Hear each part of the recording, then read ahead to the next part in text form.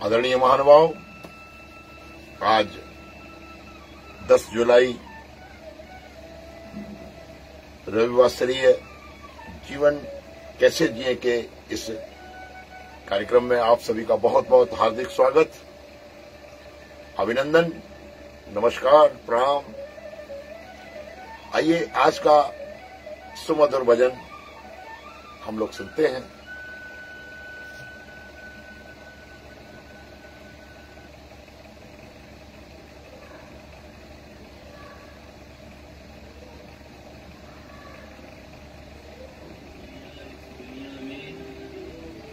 कोई तुझ जैसा मिल पाया ना,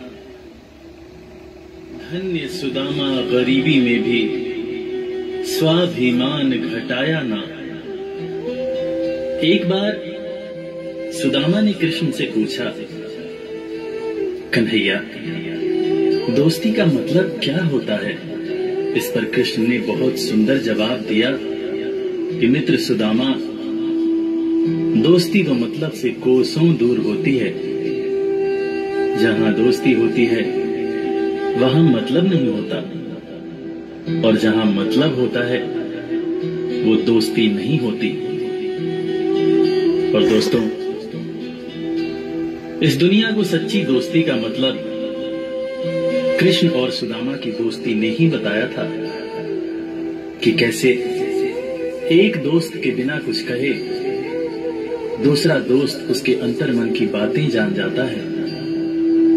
स्वाभिमानी सुदामा ने कुछ नहीं कहा, मगर भक्त वत्सल भगवान श्री कृष्ण अपने मित्र के अंतर्मन की बातें जान गए। और इसीलिए तो कहते हैं कि भक्त के अंतर्मन की बातें जाने कृपा निधान, दया के सागर है भगवान, दया के सागर है भगवान।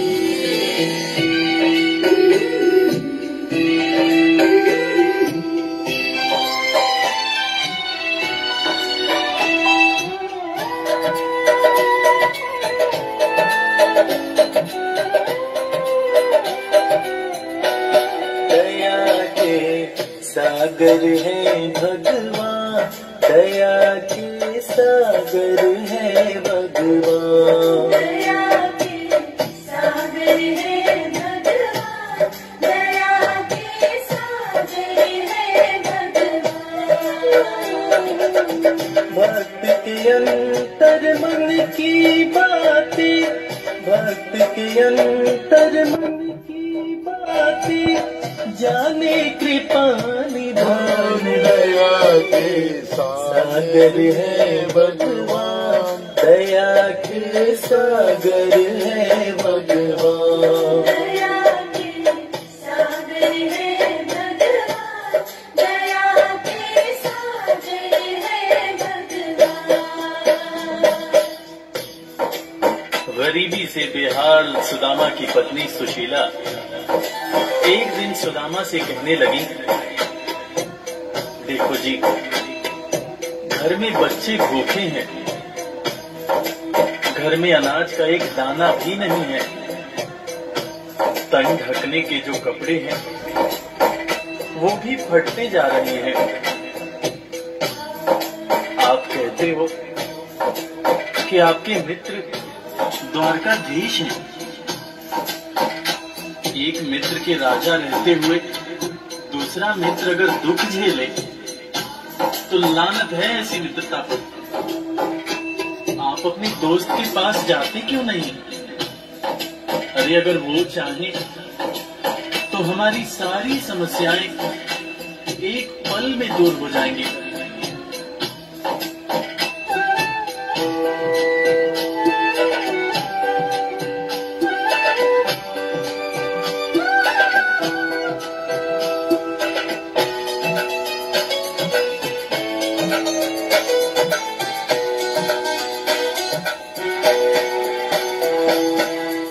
आपकी तो है कृष्ण से यारी, जिनको जाने दुनिया सारी।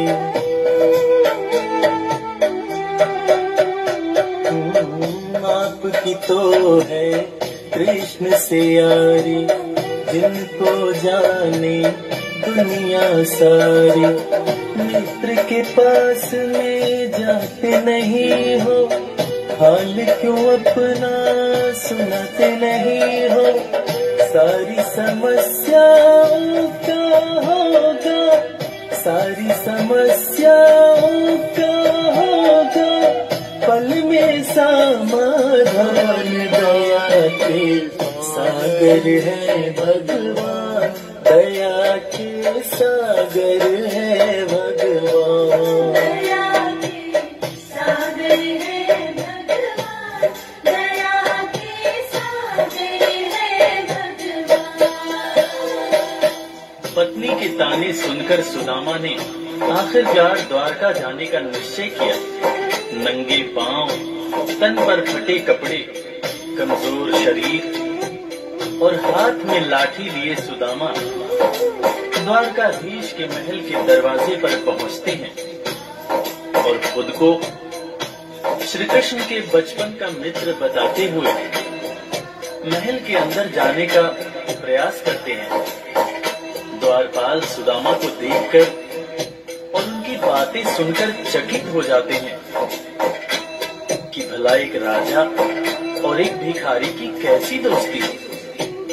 द्वारपाल सुदामा को अंदर जाने से मना कर देते हैं। इस पर सुदामा रो रो कर द्वारपालों से कहते हैं, मेरे भाई, तुम कन्हैया को जाकर सिर्फ ये कहना कि उनका बचपन का मित्र आया है। तुम सिर्फ सुदामा नाम बताना, वो मुझे जरूर पहचान जाएंगे, जरूर पहचान जाएंगे।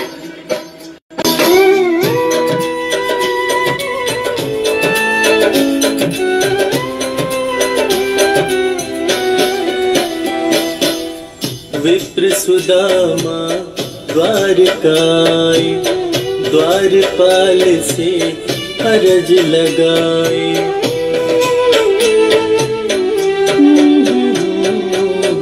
विप्र सुदामा द्वारकाए, द्वारपाल से अरज लगाए।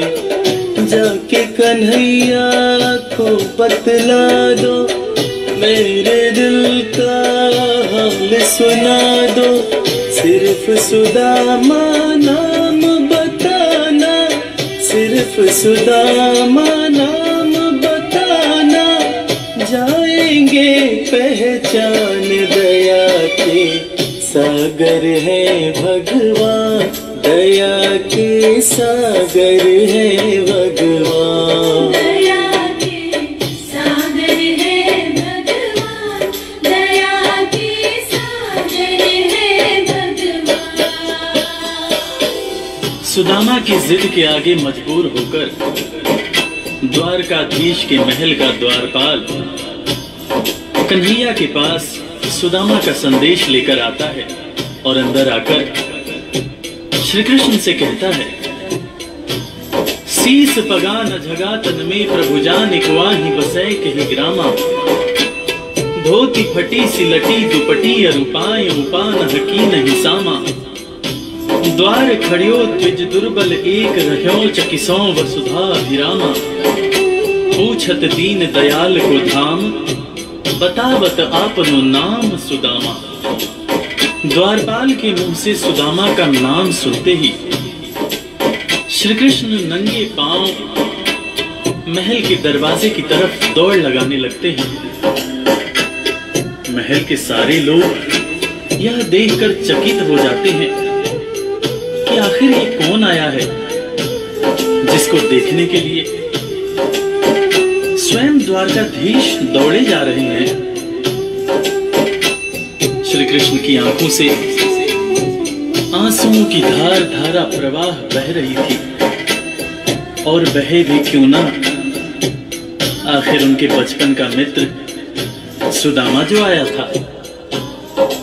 कन्हैया महल के दरवाजे पर पहुंचते हैं और सुदामा को सीने से लगाकर भाव विभोर होकर रोने लगते हैं। अपने संग में सुदामा को महल के अंदर लाते हैं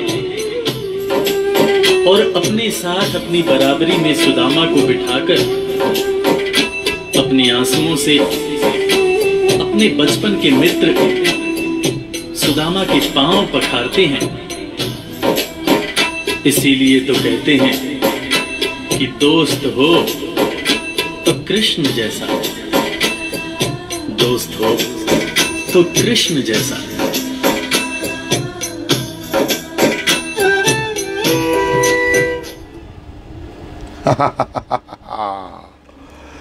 शीस पगा न जगातन में प्रभु जाने को आहे वसो के ग्रामा। धोती फटी सी लटी दुपट्टी और पाए उपानहु की नहीं सामा। द्वार खड़ो दुज दुर्बल चकिसों देख रहे हो वसुधा अविरामा। पूछत दीन दयाल को धाम बतावत आपनो नाम सुदामा। हाय हाय हाय हाय। बंधुओं, बहुत ही मार्मिक आज ये चित्रण एक दोस्ती का, मित्रता का, भगवान श्री कृष्ण और सुदामा के मित्रता का मुझे अच्छा लगा आप लोगों के सुनाने के लिए। आज आपका एक बार पुनः जीवन कैसे जिए में बहुत बहुत स्वागत, हार्दिक अभिनंदन। आज वैदिक प्रार्थना के अंतर्गत जो श्लोक है हमारे समक्ष, यह प्राण तो निमिषतो महत्वैक इद्राजा परिता बभूव। ओम यह प्राण तो निमिषतो महत्वैक इद्राजा जगतो बभूव। यही से अश्वदुपदस्य चतुष्पद कस्मै देवाय हविषा विधेम। हे परमेश्वर, तूने अपने अनुपम माया से जगत ज्योति जगाई है। मनुज और पशुओं को रचकर निज महिमा प्रगटाई है। अपने ही सिंहासन पर श्रद्धा से तुझे बिठाते हैं। भक्ति भाव से भेंटें लेकर शरण तुम्हारी आते हैं। ये प्रार्थना आज सर्वेश्वर परमेश्वर ईश्वर के लिए हमारे आपकी बातचीत के दरमियान, हमारे आपके इस कार्यक्रम के दरमियान मैं तो एक बहुत ही परम प्रभु की इतनी कृपा महसूस करता हूं हर पल हर क्षण कि ये जीवन जो परमेश्वर ने हमें दिया है, ये निसंदेह एक ऐसी सौगात हमें दी गई है जिसका हम कितना भी परमेश्वर का एहसान शुक्रिया अदा करें कम है। कि हमारे जीवन में इतनी व्यवस्थाएं परमेश्वर ने रच रखी हैं, बना रखी हैं, विधान में निहित कर रखी हैं कि हमारा जीवन उसकी कृपाओं के, उसकी रहमतों के, उसके अनुग्रहों के कितने कितने एहसानों के तले सदैव हमेशा हर पल प्रतिपल अपने आप को धन्य महसूस करने जैसा होना चाहिए। बंधुओं, इस सप्ताह 3, 4, 5 जुलाई को हमारे धाम श्री आवतराम धाम सिंधी मंदिर सिरसागंज में साईं जी के आदरणीय साईं परम पूजनीय साईं कृपाराम जी की वार्षिक उत्सव बड़ी धूमधाम से मनाया गया। इस त्रिदिवसीय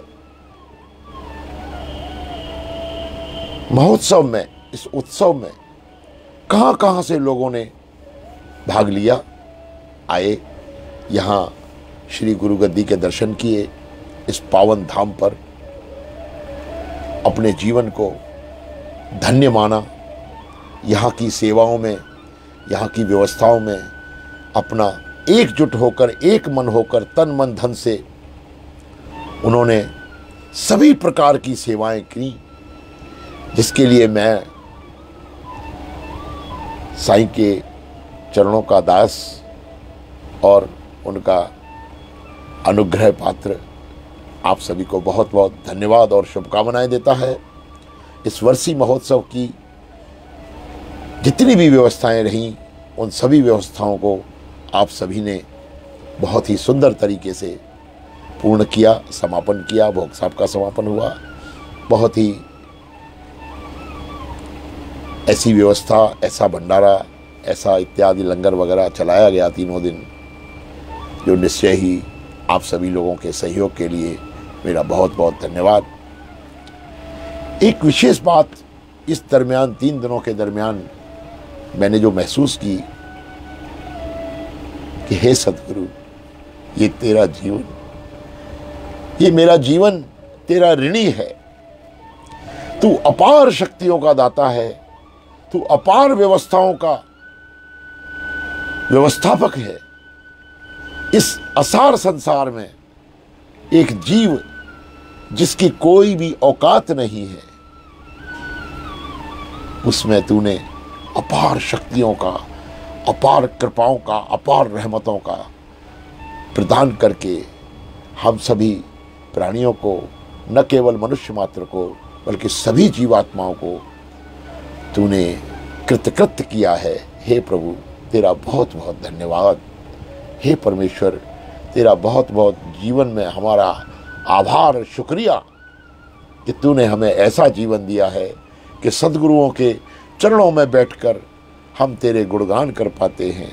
हम सभी मित्रों से, सभी बंधुओं से, सभी इष्ट प्रेमियों से, सभी परिजनों से, सभी परिवारीजनों से इतने अच्छे प्रेम के संबंधों का निरूपण कर पाते हैं।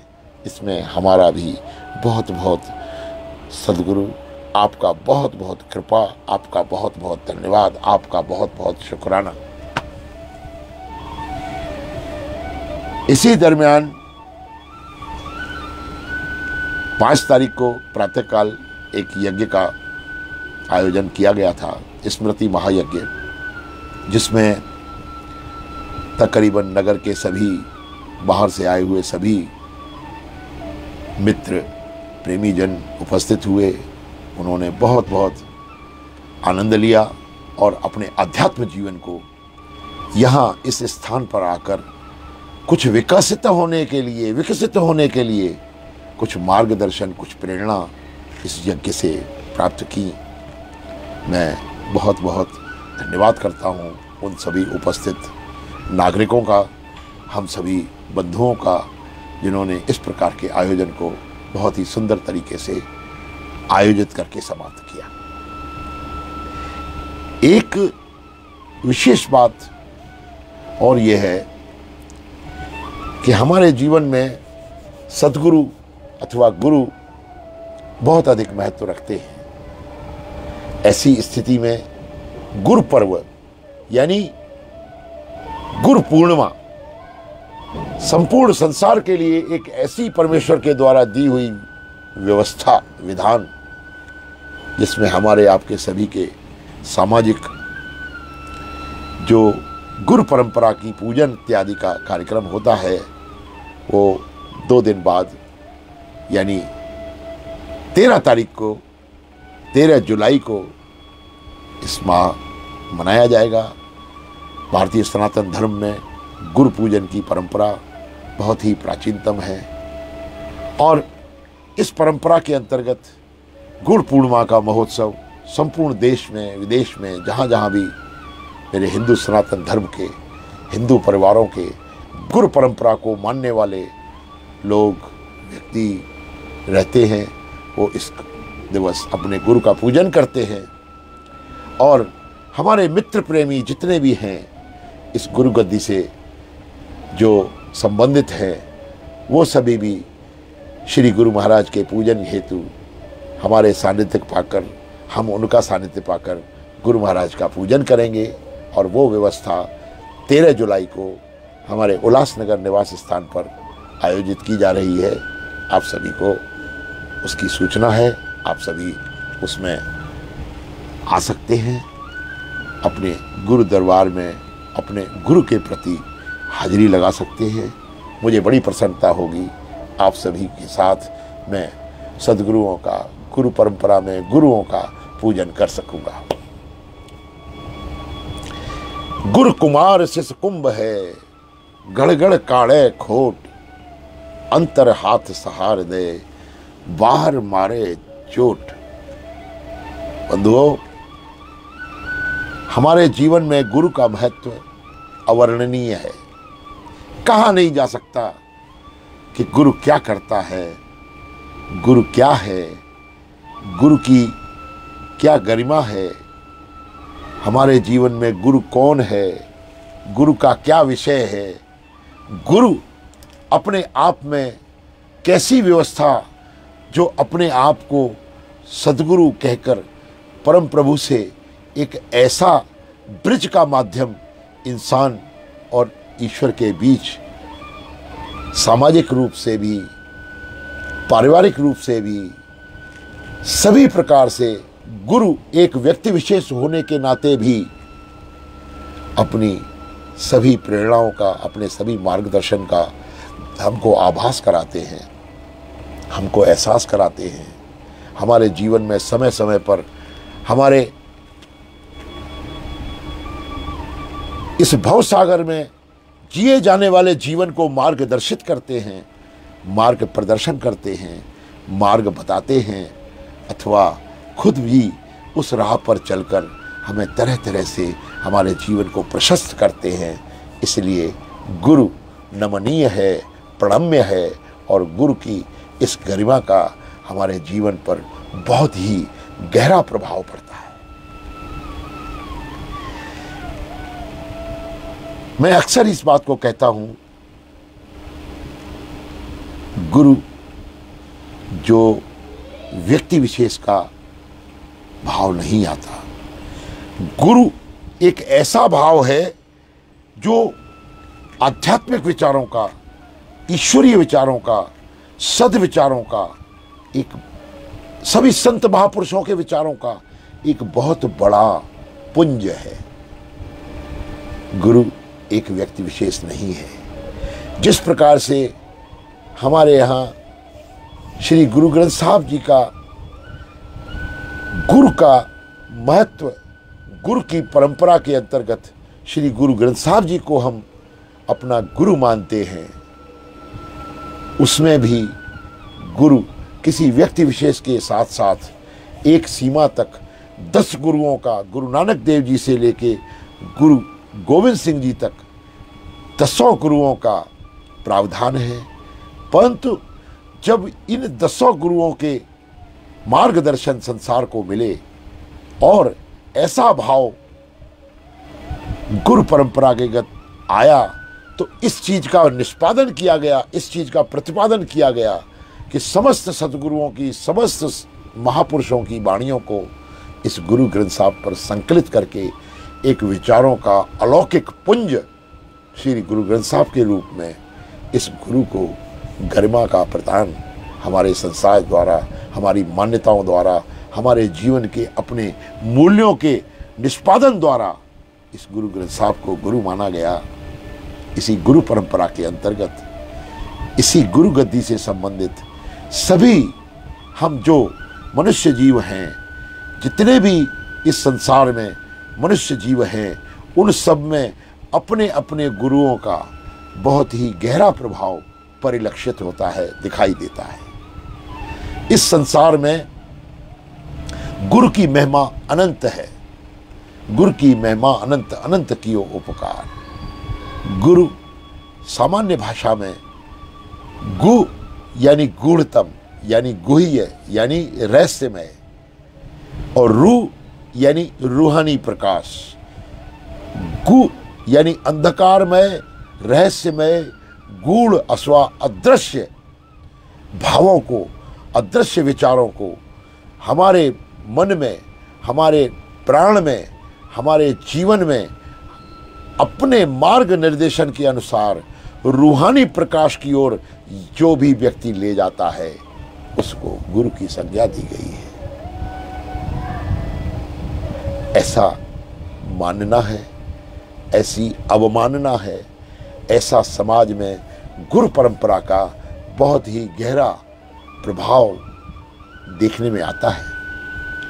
आज कुछ और न कहते हुए केवल मैं एक ही बात कहूँगा कि इस गुरु के लिए जितना भी हमारे जीवन के जो भी आध्यात्मिक, सामाजिक, पारिवारिक जीवन के क्रियाकलाप हैं, उन सब में हर दृष्टिकोण से हमारे विचारों के शुद्धिकरण हेतु भी, हमारे विचारों को सुनियोजित तरीके से हम जीवन में अपने विचारों के आधार पर अपने मनोभावों को बना सकें, उसके लिए गुरु परम आवश्यक है।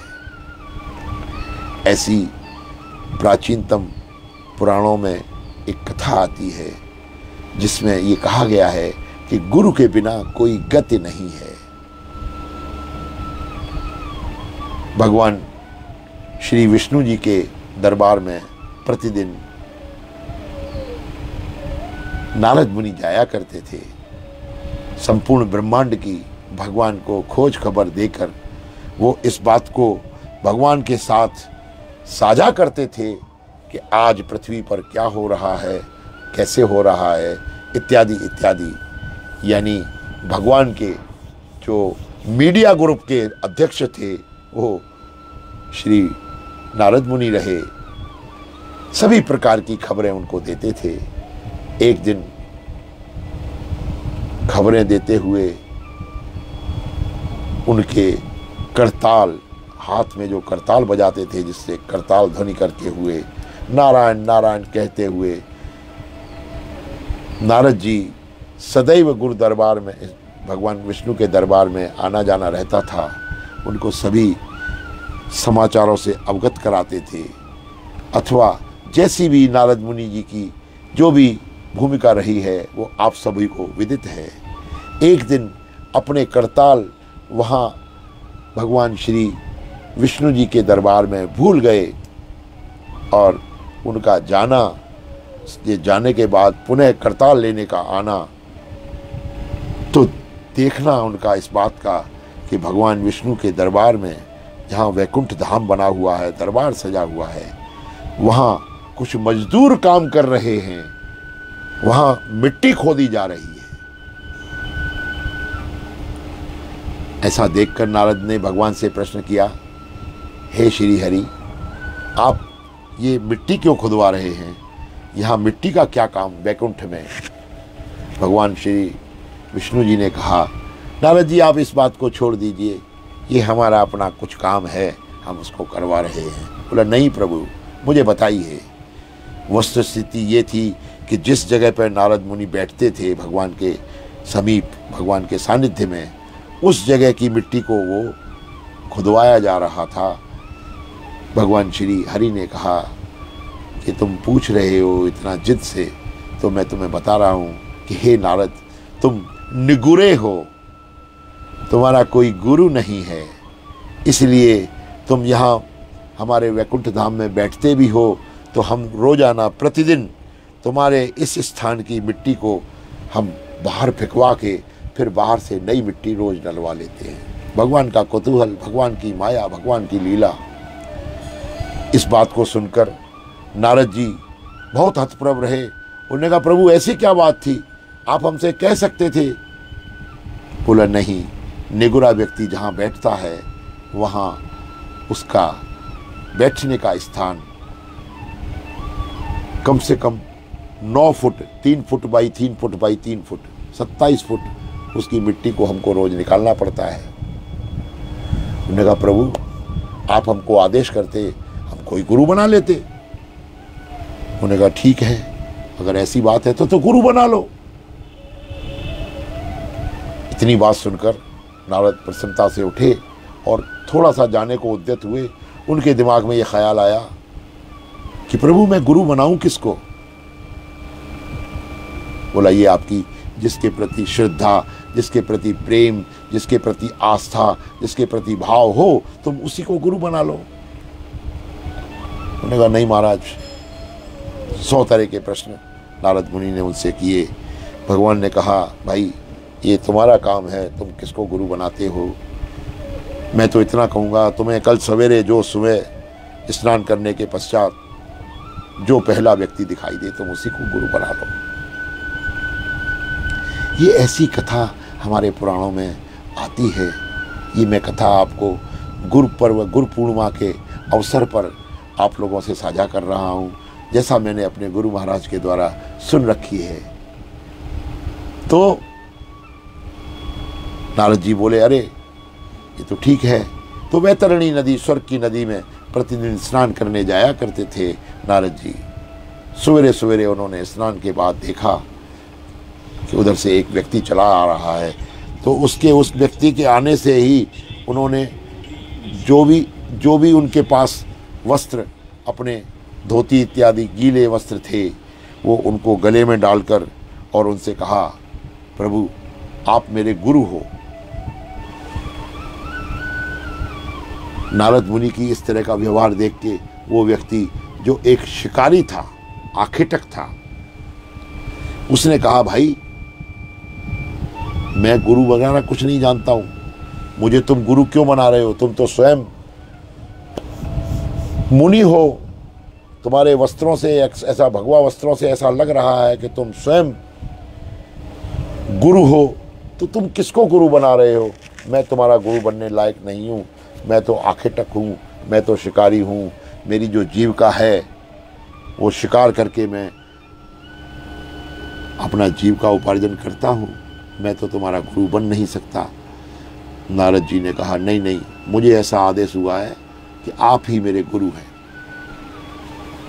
प्रभु इच्छा, जैसा हुआ, वो जो शिकारी आखेटक था वो अपनी राह पर चला गया और ये सीधे सीधे भगवान की दरबार में स्नान इत्यादि करके भगवान की दरबार में रोज पहुंचते थे। भगवान श्री विष्णु जी के दरबार में पहुंचे और वहाँ का नज़ारा देखा, लेकिन रास्ते में सोचते जा रहे थे कि यार गुरु भी तो मैंने बनाया, भगवान ने कह दिया कि गुरु बना लेना, लेकिन गुरु मेरा तो एक शिकारी है। चलो ठीक है, भगवान से कह देते हैं गुरु मैंने बना लिया। ऐसा भाव देखकर जैसे ही भगवान के दरबार में पहुंचे तो भगवान के पास इनकी एंट्री, जो प्रवेश होता था, वो अपने नारद मुनि अपने तरीके से वहां जाते थे, लेकिन आज के दिन उनको द्वारपालों ने अंदर दरबार में जाने से रोक दिया और कहा कि जिस तरह से ये पंक्ति में और लोग खड़े हुए हैं और जो लोग इस दरबार में आने के लिए हैं, आप भी उसी लाइन से आइए। नारद जी थोड़े से क्रोधित होने लगे, कहने लगे कि मैं भगवान श्री विष्णु जी का परम प्रिय नारद हूँ, तुम मुझे पहचान नहीं रहे हो? बोला कि नहीं प्रभु, आज ऐसा आदेश है, आप इस लाइन से आइए। उनका अपना मार्ग बंद कर दिया गया, जिस मार्ग से रोज प्रवेश द्वार से वो जाते थे। बहुत देर तक इधर उधर लाइन में पहुंचने के बाद भगवान विष्णु के पास जब नारद जी पहुँचे तो उन्होंने उससे कहा कि भगवान ये कैसा अन्याय है, आज ऐसा आपके कहने पर मैंने गुरु बना लिया, लेकिन आज आपके इस दरबार में मेरे लिए व्यवहार परिवर्तन क्यों है? मुझे सभी लोगों की पंक्तियों में क्यों खड़ा कर दिया गया? मेरा तो आपसे मिलने का ये मार्ग सुनिश्चित होता है, आप मुझे इस मार्ग से क्यों नहीं आने दिया गया? भगवान मुस्कराए, उन्होंने कहा कि भाई नारद जी, हम आपसे इसीलिए कल कह रहे थे कि इस बात को आप मत पूछिए। हमने मिट्टी उठवाई, आपने पूछा, हमने कहा छोड़िए इस बात को। आपने गुरु के लिए कहा, हमने कहा जो आपको समझ में आए। आपने आग्रह किया तो हमने कहा जो भी आपको पहले प्रातःकाल मिले आप उसको गुरु बना लेना। हम आपसे कह नहीं पाए, परंतु आपने गुरु तो बना लिया, लेकिन आपने मन में गुरु के प्रति शंका अथवा निंदा का भाव लिया। जो आपने ये सोचा कि मुझे जो गुरु मिला वो नियति ने ऐसा दिया कि मुझे गुरु मेरा आखेटक मिला, शिकारी मिला। आपने अपने मन में भी गुरु की निंदा की है, गुरु के प्रति शंका व्यक्त की है। अब तो आपको आम इंसानों की तरह 84 लाख योनियों को भोगना पड़ेगा। गुरु का निंदक ब्रह्म त्यारा। सुखमनी साहब में भी ये कहा गया है, तुमने गुरु की निंदा की है, तुमने गुरु के प्रति शंका भाव रखा है, लिहाजा अब तुम्हें 84 लाख योनियों में भोगने पड़ेंगे। नारद बहुत ही परेशान हो गए। बोला, प्रभु ये क्या लीला है आपकी, मुझे तो आपकी व्यवस्था समझ में नहीं आती। आपने कहा गुरु बना लो, गुरु बनाया तो आप कह रहे हो कि उसकी निंदा करी है। हाँ, ये भाव तो मेरे मन में आया कि मुझे शिकारी मिला, जबकि शिकारी ने ये कहा था कि भाई मैं तो शिकारी हूँ, मैं स्वयं का उद्धार नहीं कर सकता, तो गुरु बनकर मैं तुम्हारा उद्धार कैसे करूँगा।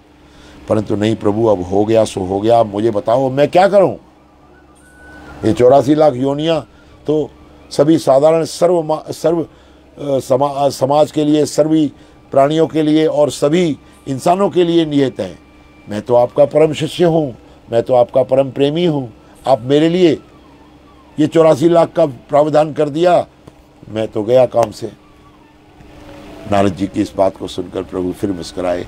बोला, इसका निदान भी तुम्हारे लिए वही गुरु कर पाएंगे, हम इसमें कुछ नहीं कर सकते, आप जाइए उस गुरु के पास। नारद जी तुरंत दूसरे दिन सवेरे उस गुरु के पास पहुँचे और उन्होंने कहा, महाराज ये तो मुझसे बहुत बड़ी भूल हो गई है, मैंने गुरु तो आपको बना लिया लेकिन मैंने आपकी निंदा भी कर दी, तो अब भगवान कहते हैं कि अब आपको 84 लाख योनियाँ भोगनी पड़ेंगी। सारी बात गुरु को बताई। वो तो आंखें टक था, उसने अपने मन में जो बात आई वो एक नुक्ता, एक उपाय नारद जी को बताया। उन्होंने कहा, जाओ तुम ऐसे जाके कहो। सीधे सीधे जाने के बाद भगवान श्री विष्णु जी के दरबार में जब वो पहुँचे नारद जी, तो उन्होंने कहा, प्रभु मुझे ये तो बताओ वो 84 लाख योनियाँ कितनी हैं, कौन कौन सी योनि में मुझे कितने कितने समय तक रहना पड़ेगा, मुझे बताओ। भगवान मुस्कुरा कर बोले, 84 लाख योनियाँ, कुत्ते की, बिल्ली की, बंदर की, ये सब योनियाँ। बोला, ऐसे नहीं प्रभु, मुझे लिख के दो कितनी योनियाँ। भगवान श्री हरि ने पत्र, एक कागज और कलम उठाया और उस पर योनियाँ तुरंत लिख दी, और सभी योनियों में कितना कितना समय तुम्हें रहना पड़ेगा नारद, 84 लाख योनियों की भोग तुमको भोगनी पड़ेगी। ऐसा करके एक कागज बना के, नक्शा बना के नारद जी को दिया।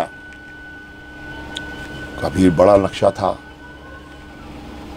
नारद जी ने भी उस नक्शे को जमीन पर बिछाया और वहाँ गुरु महाराज उसके विष्णु भगवान के सामने ही उस पर अल्टी पल्टी करने लगे। भगवान श्री विष्णु ने कहा, खैरिए नारद तुम क्या कर रहे हो। उन्होंने कहा, प्रभु 84 लाख योनियाँ भोग रहा हूँ। उन्होंने कहा, ऐसा कैसे। बोला, प्रभु ये भी 84 लाख योनियों का आपका ब्यौरा है, ये भी आपने बनाई है, और 84 लाख योनियाँ भी आप ही ने बनाई है। मैं इस पर ही, ये भी आपके हाथ की है, इस पर ही लोट पोट करके मैं 84 लाख योनियों का भोग रहा हूँ। महाराज अभी मुझे क्षमा करो। भगवान श्री हरि बहुत मुस्कराए और उन्होंने कहा कि गुरु के बिना गति नहीं है। चाहे आपका गुरु, आपके द्वारा माना हुआ जो भी गुरु जैसा भी है, यदि आपने एक बार उसको गुरु बना लिया तो कृपया उसकी निंदा न करें अथवा उसके प्रति शंका न करें। गुरु सदैव आपको भवसागर से पार ले जाने का एक ऐसा विचारों का पुंज है, ऐसी शख्सियत है। मैं फिर वही बात कर रहा हूँ, गुरु कोई व्यक्ति विशेष नहीं है। जहाँ जहाँ से आपको जो जो भाव मिलते हैं, लेकिन वो भाव आपको ग्रहणीय होते हैं, तो आप सद्गुरुओं के, महात्मा पुरुषों के, सद्ग्रंथों के, सद्विचारों के, उन सभी विचारों को स्वयं में ढालकर उसको आत्मसात करें और उन गुरु अथवा सद्गुरु अथवा गुरु के किसी भी प्रकार की वाणियों का अनादर न करते हुए, उस पर किसी भी प्रकार की शंका न करते हुए आप उसमें आस्था और विश्वास रखें। तो गुरु नाम, गुरु सद्गुरु नाम, सद्गुरु नाम जहाज है, चढ़े सो उतरे पार। ऐसा गुरबाणी में भी आया है, नानक नाम जहाज है, चढ़े सो उतरे पार। गुरु नानक देव जी की वाणी में भी समय समय पर गुरु की महत्ता बताई गई है। आज मैं आपको एक ऐसी गुरु के और शिष्य के बारे में कथा बता सका। प्रयास करूँगा अगले सप्ताह जो भी कार्यक्रम होगा उसमें भी गुरु परंपरा अथवा गुरु शिष्य की अन्य संबंधों का भी चित्रण मैं आपसे वार्ता कर सकूँगा। आज का समय समाप्ति की ओर। आज मैं आप सभी में व्याप्त उस परमेश्वर की परम शक्तियों को प्रणाम करता हूँ। आगे भी इस तरह का प्यार मुझे सदा देते रहें। मैं बहुत ही हर्षित होता हूँ, मुझे बड़ी प्रसन्नता होती है आप लोगों के साथ इस तरह समय बिताने की। खास तौर से रविवार सुबह 8 बजे जीवन कैसे जिए के आज इस 115वीं कड़ी के इस समापन कार्यक्रम के साथ साथ मैं आप सभी को बहुत बहुत नमस्कार करता हूँ। आदरणीय बंधुओं, एक बार पुनः नमस्कार, आभार, प्रणाम। सर्वे भवन्तु सुखिना, सर्वे सन्तु निरामया, सर्वे भद्राणि पश्यन्तु, मा कश्चित् दुःख भाग् भवेत्। एक ओंकार सतनाम कर्ता पुरुष निर्भव निर्वैर अकाल मूरत अजूनी सेवम गुर प्रसाद जप आदि सच जुगादि सच है भी सच नानक होसी भी सच।